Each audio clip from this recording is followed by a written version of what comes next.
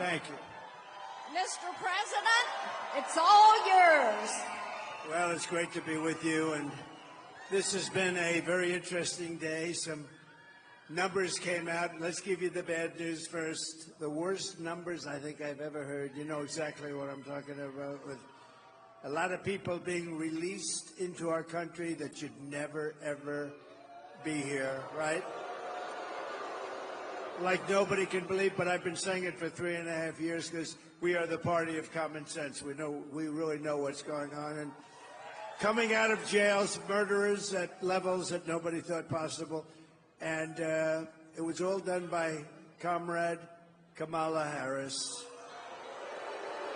Our great border czar, who's incompetent, who's totally incompetent, and 245,000 criminals, but much more than 13,000 convicted murderers who were in jail. They were all released into our country, and we can't put up with this. This is gross incompetence, and let's get back to the show, okay? Get back to the show, right? Absolutely. And, Mr. President, I've got to tell you, they have been having a great time.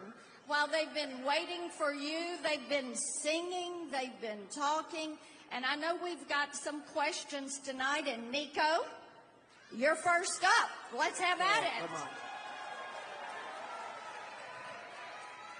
Good evening, Mr. President. Hello, Nico. My name is Nico. I'm from Plymouth, Michigan. Last week, I was laid off at Detroit Diesel. I was an assembler on the line, building diesel engines made in the USA.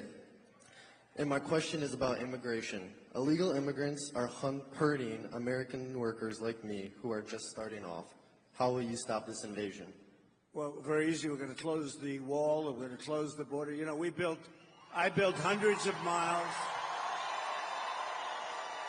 Nico, I built hundreds of miles of wall and did it well. And we had the best numbers we ever had 4 years ago, and now we have the worst numbers in the history of the world, not just this country.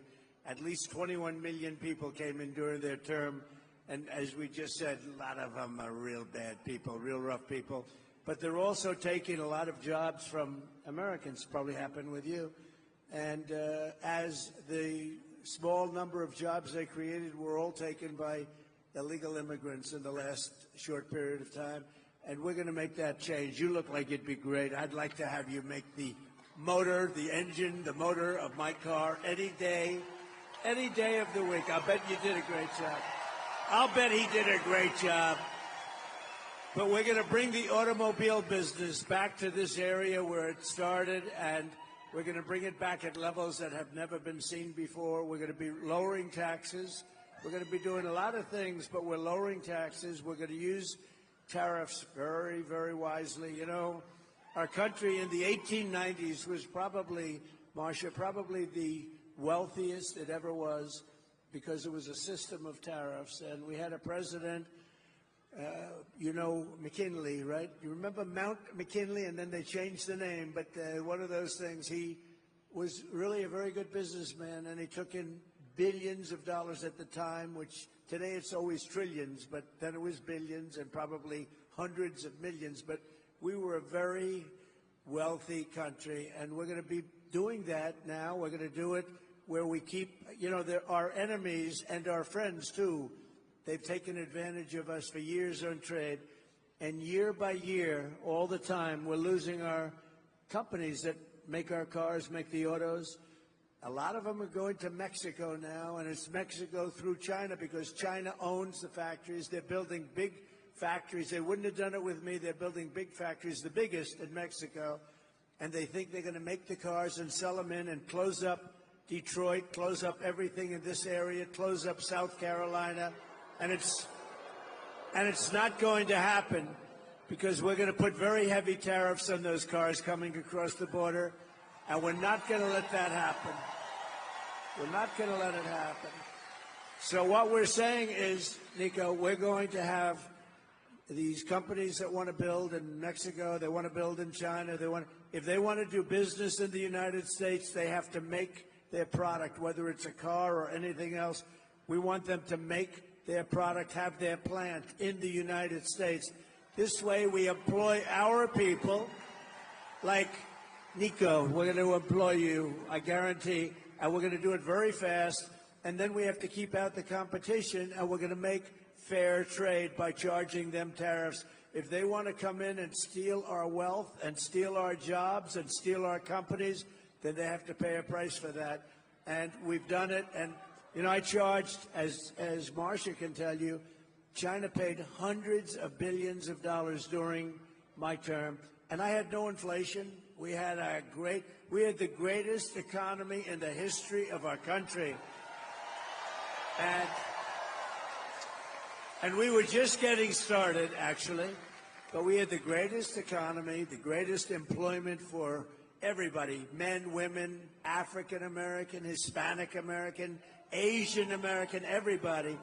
Young people with a diploma, without a diploma, people that went to the best schools in the world, got PhDs. Every single class, without exception, was the best they've ever been. And we're going to get that back and then some. So we're going to bring a lot of companies in, and we're going to have a lot of jobs, and you're going to have a lot of jobs to choose from, okay? Thank you. That's great. Everybody appreciates that and appreciate when you talk about immigration, you talk about building the wall and making certain that we secure this country. Okay, Misty. And by the way, we built more wall than I said I was going to build, and then we had 200 miles of wall ready to go. It was all fabricated, all made to the highest specifications of Border Patrol and ICE, and it was all set. And then we got more votes than any sitting president has ever gotten by far. And they say we lost the election. So let's leave it at this. You know what? We have one coming up in 39 days, so that'll be a wonderful replacement. Wonderful replacement. Absolutely. All right. Misty. Good evening, President Trump. I wasn't sure. She reminded me when I was in the debate with crooked Hillary Clinton. She got up and she started walking around, and I said, "What's going on up here? Go ahead." I didn't know you were going for such a beautiful young lady. Go ahead, please. Oh, thank you. Good evening, President Trump. Good evening. My name's Misty. I proudly build the Ford Broncos and Rangers. Yeah! I've been with Ford for 25 years. If I'm going to be honest with you, I'm sorry. I was not for you in the beginning. But my son told me I sounded ignorant and I needed to educate myself on you. That's it. True. That's what we're like. Where is he? Where is he? Is he here? No, Well, you say, "I love your son." I think it's great. he said just get his autograph. Anyway, Yeah, so I took the challenge on, and I'm proud to say that I'm voting for you again. Yeah. Thank you very much. No, thank you. Thank you. My question for you is, I'm a single mom of 5, and becoming difficult to afford, the basics. So can you please tell me what you're going to do to lower the prices for us? Yeah, so what we have to do, because the prices are so high, thank you, darling, very much. It's a great question. People are hurt by the cost of groceries, the cost of everything. There's nothing less expensive. If you go back 4 or 5 years, everything was just a fraction of what it is now. And they're making essentially, if they make the same wages, they're getting wiped out because prices are up 50, 60, 70% for a lot of things. For some items, it's much more than that. Well, look at interest rates. They were 2%, now they're 10%, but at 10% you can't get the money. At 2%, there was plenty of money for everybody for buying a house, et cetera, et cetera. But when you look at groceries, I think it's this thing that really, I always say this is an election that I used to say determined by the stomach. Actually, I don't believe that anymore. I think it's now determined by the brain, because nobody wants to have criminals pouring into our country. Nobody wants to have any of these horrible things that are happening to our country. But we're going to be bringing them down, and it's going to start with energy. We're going to drill, baby, drill. Energy's coming way down. Energy's coming way down, and when energy comes down, everything else follows. That's what started this onslaught of inflation, that the greatest we've ever had in our country. We had the greatest inflation over the list, and it actually, we had almost no inflation. And that carried on for 2 years into there. I used to say his, now I say there. But nobody even really knows who our president is, if you want to know. Who's our president? Who is he? Nobody, we're not sure who the president is. Yeah. It sounds good. Thank you, thank you, thank you. But the inflation, it carried on for almost 2 years into that. We had a solid no inflation. It was solid, and then it exploded because what they did was the energy, and also what they did, just almost as importantly, was they spent like nobody's ever spent. They went crazy, and the Green New Scam, and they were spending on things that didn't help the country, and it also drove. So between the energy and the spending, the inflation went up, and food prices came with it, and rent came with it. Everything came with it.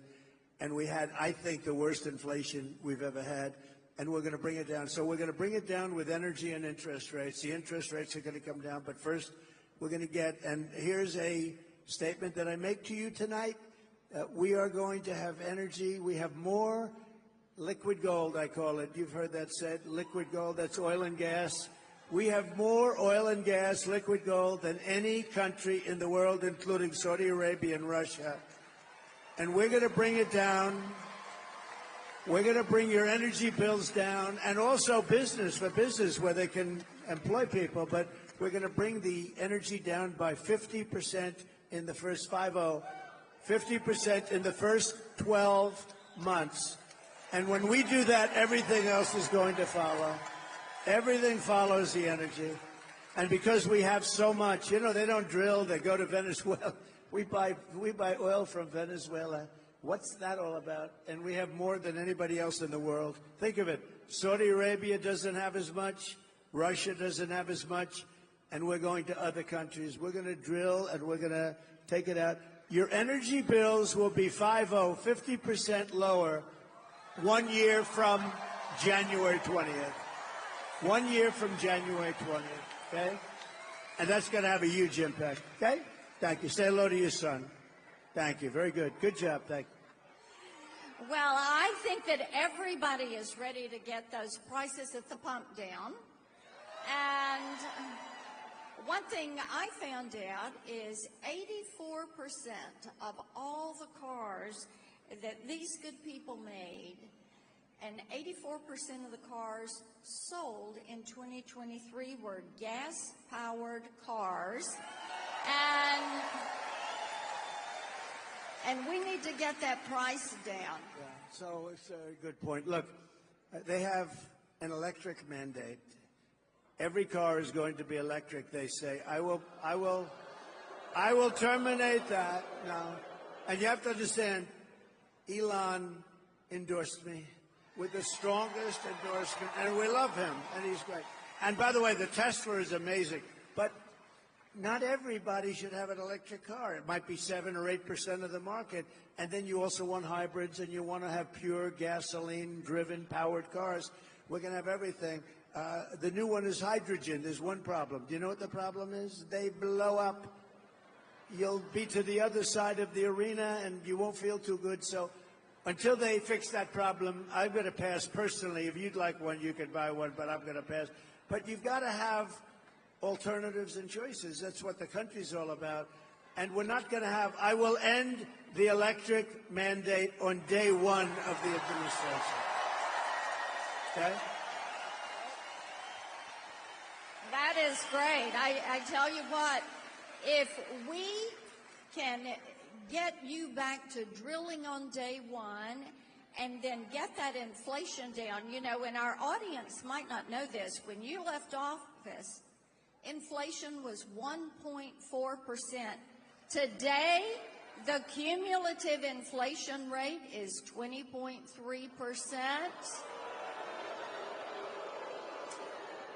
And as Mike Rogers, who's running for Senate here, you're going to have a great senator.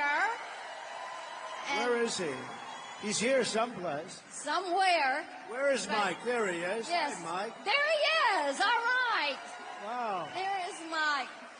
But Mike gave me a great phrase when I was campaigning with him a few days ago. He said, the most expensive vehicle you drive in 2024 is the grocery cart.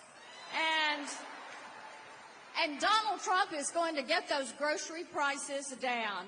All right. We're going to get them down.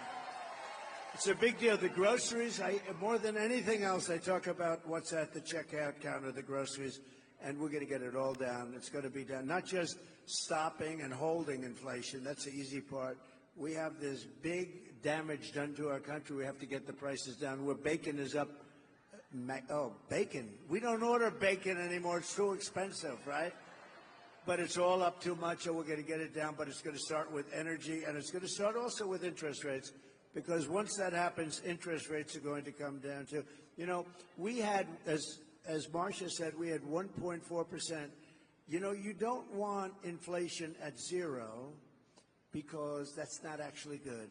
And the worst thing you would have is deflation. Deflation's probably, in a certain way, as bad or worse than inflation. The ideal number is between 1% every year. If you could do this for the next 100 years, between 1% and 2%, and we were at 1.4% average. It was amazing, right? It was great. So we're gonna take care of inflation and quickly, and we're gonna get those prices coming down very, very substantially and very quickly. Thank you. And make America affordable again. And make America great again.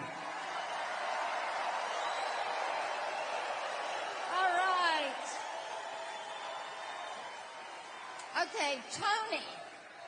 Where is Tony? He's over here with a question. Right here. And they're bringing you a microphone.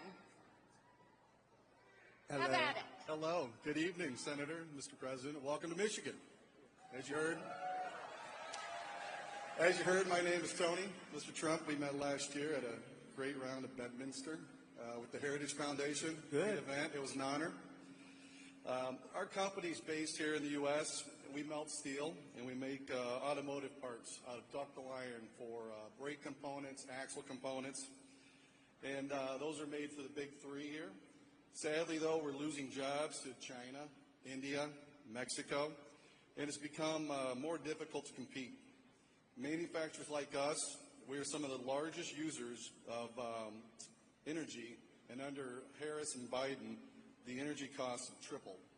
So my question is, what will you do to get energy back down so us U.S. manufacturers can compete and bring it back to the jobs here? Yeah, so it's a great question. A lot of people have the same question because it's affecting their companies. I just left one.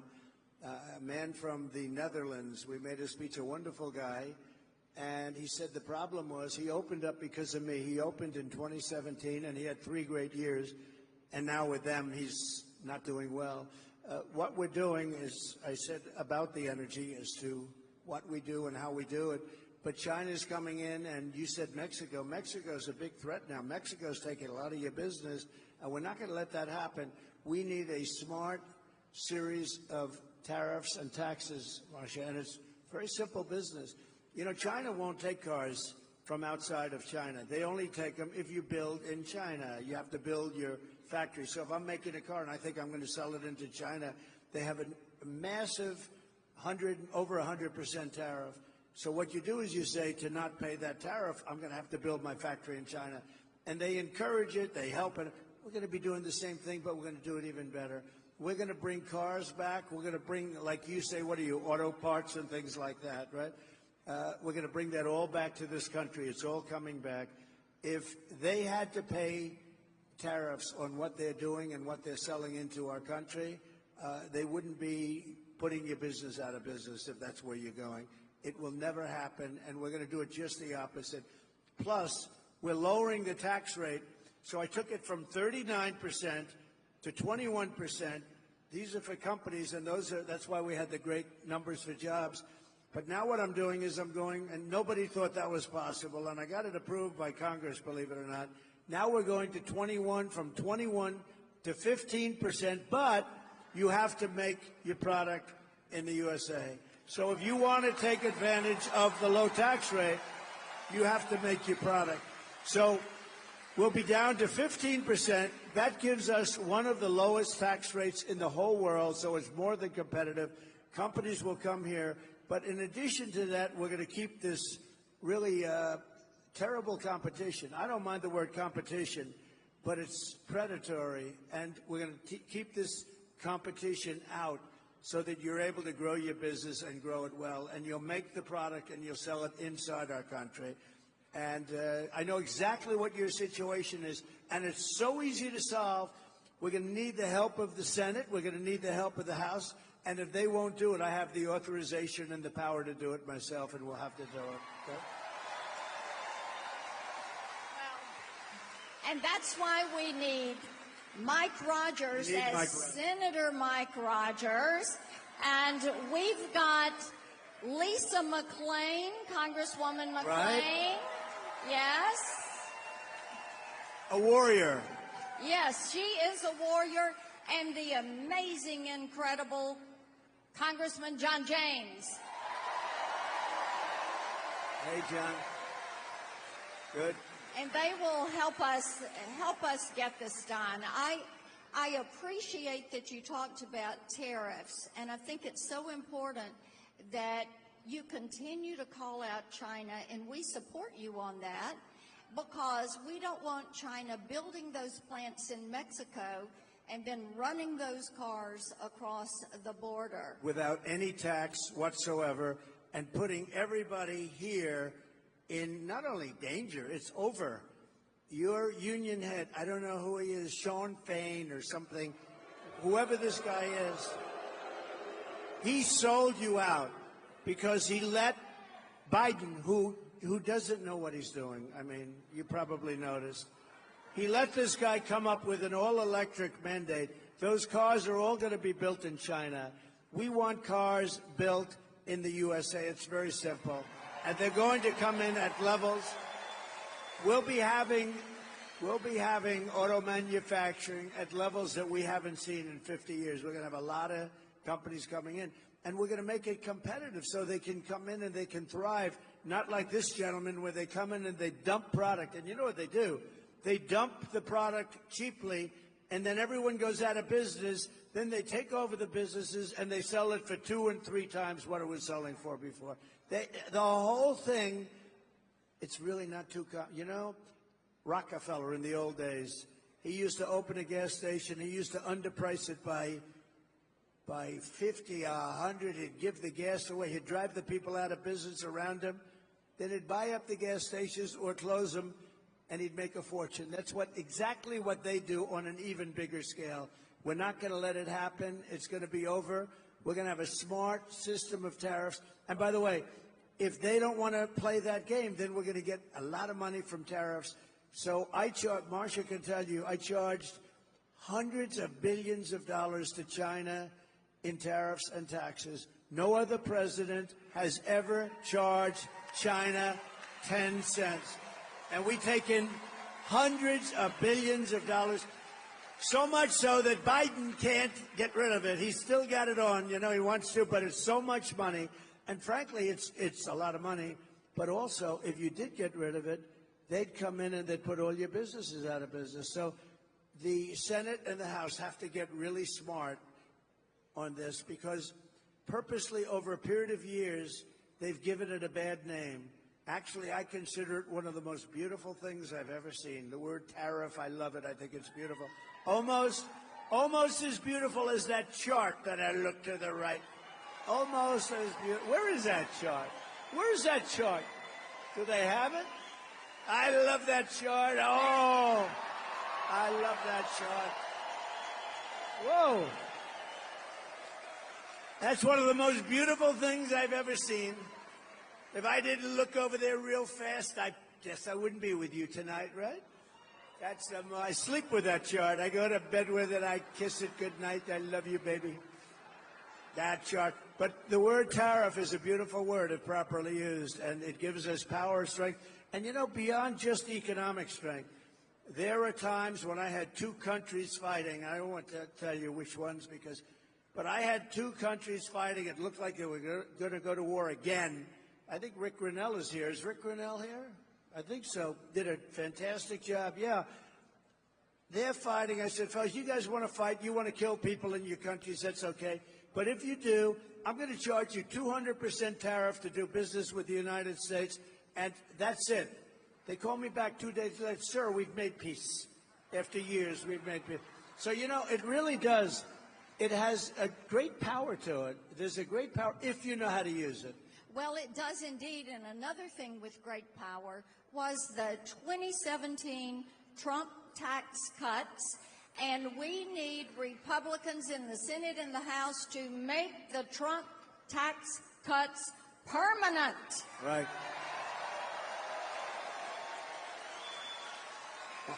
She's right. They want to raise your taxes. They want to take out the Trump tax cuts, which will, I think, close to Depression time. Not recession, but Depression time. Because it was the biggest tax cut in the history of our country. And you got a lot of other things, too. Estate tax, death tax.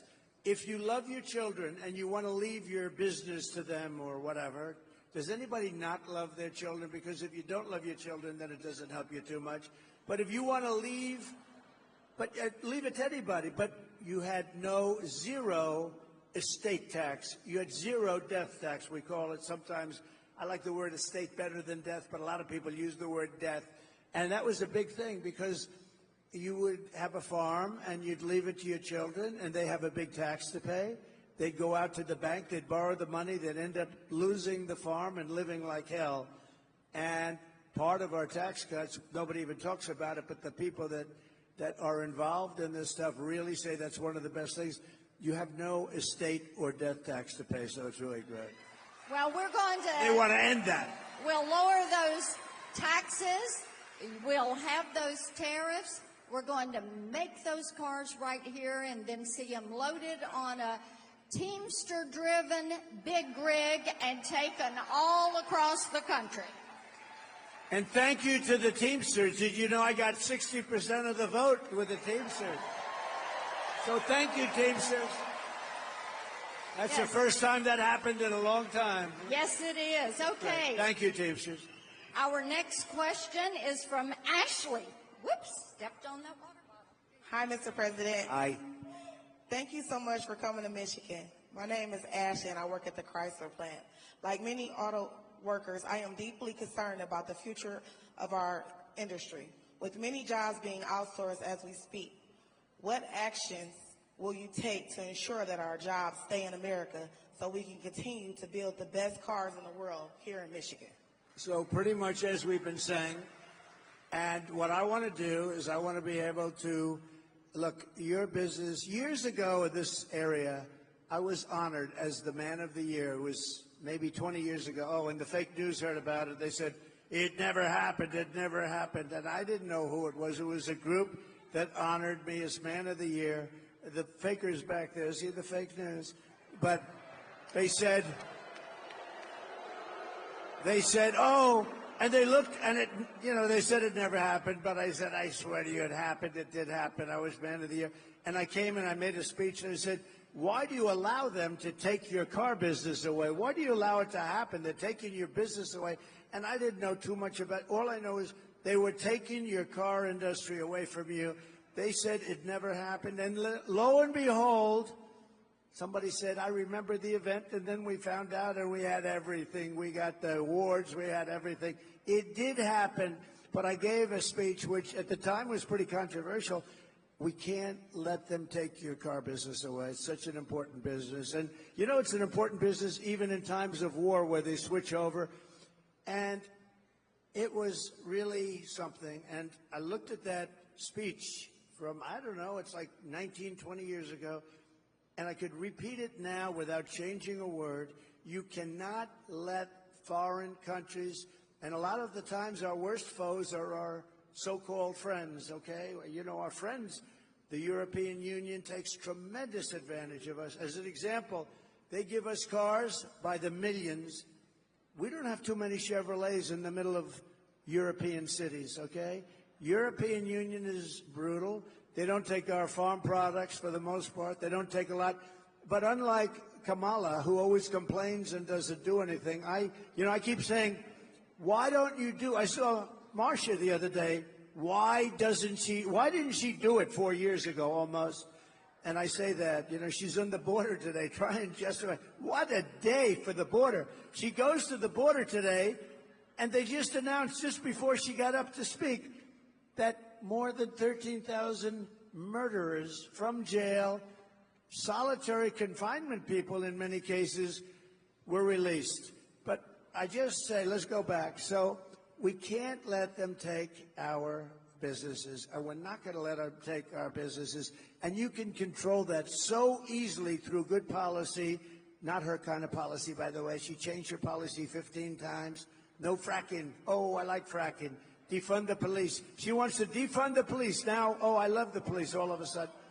By the way, when anybody is into defunding the police even for a day during their career, they can no longer serve as President of the United States, I can think. So we're not going to let them take our businesses. And really, a lot of that's determined by our taxation policy. When China has to pay all that money, the people that liked me the best were the steel companies because I saved them. They were dumping, China and others, but mostly China was dumping steel in here at levels that nobody had ever seen before, and it was putting the steel companies out of business. I put a 50 and 100% tax on the dumping of steel, and the steel companies thrived. I saved them, and you have to have the steel companies. So we'll do the same thing, and you don't worry about it. Here's what you have to do. I only ask you to do one thing, and then you can sleep beautifully all night long, go to a job you love, and get a lot of money at the end of the week. You know what the thing is? Vote for Trump. If you vote for Trump, everything's going to be taken. There you go. Everything is going to be taken. Right. And we have Todd. We've got another question over here. Todd, Okay, Todd. is over here right there. Okay. Hi. He's got his microphone. Todd? Welcome, President Trump. First off, I want to say you and your family are in me and my wife's daily prayers. Thank you. May God continue to watch over you. Thank you very much. So my name's Todd. I'm from Shelby. Unfortunately, pretty soon, over 2,000 people will be laid off from my plant that I've worked at for 25 years. And we can't take... Where are they moving? Where are they moving? Where they move, we don't know. Actually, we don't Probably know. Mexico, by the way. Oh, the people. We don't know where the people are going. Where's the plant going to move, do you know?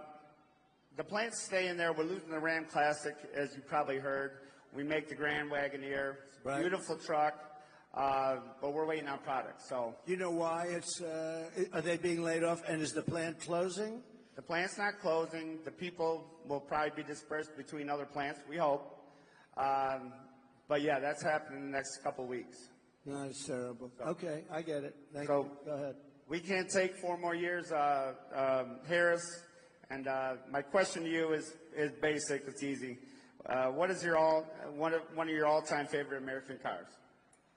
My all-time favorite one? What is one of your all-time favorite American cars? Okay, so my father was a great guy. I learned so much from him. And he loved Cadillac. I have to. I mean, his biggest luxury in life was to get a brand new dark blue Cadillac every 2 years. And he would. He would get that car. He said, look at this car. He didn't know about a Rolls Royce. He didn't know about, all he liked was Cadillac.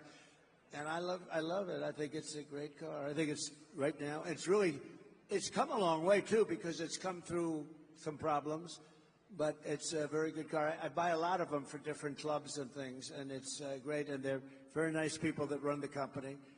But my father liked Cadillac, so that's good enough for me. Does that make sense? Good. And we'll take care of your situation. You watch what happens. When I do that, they're going to be better positioned because I see what's happening with the layoffs. But they're going to be making. That's a good. Also, that's a good. I don't know what you call it. Car. In a way, it's a car. What would you call that? Pretty much a car. They're going to be making more than they've ever made in a very short period of time. You have one thing to do. You have to elect a person with business talent and common sense, and this whole thing is going to turn around very quickly. Very quick. Yeah. Well, Thank you very much. Great question.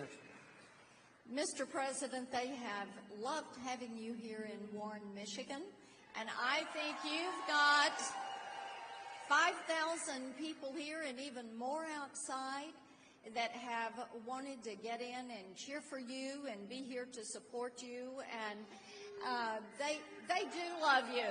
Absolutely. Thank you very much. Thank you. Thank you. And everybody is going to be working hard and pulling for November 5th.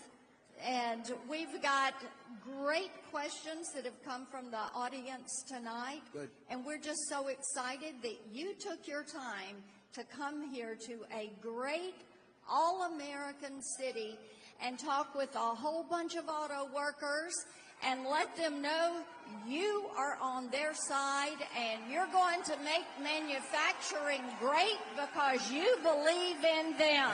I do. Thank you all. Thank you very much, everybody. Thank you very much. So nice. Marsha, thank you very much. Appreciate it. Thank you, darling. Beautiful. Thank you, everybody. Have a good time. Get out and vote. Get out and vote. We got to win this one. Thank you.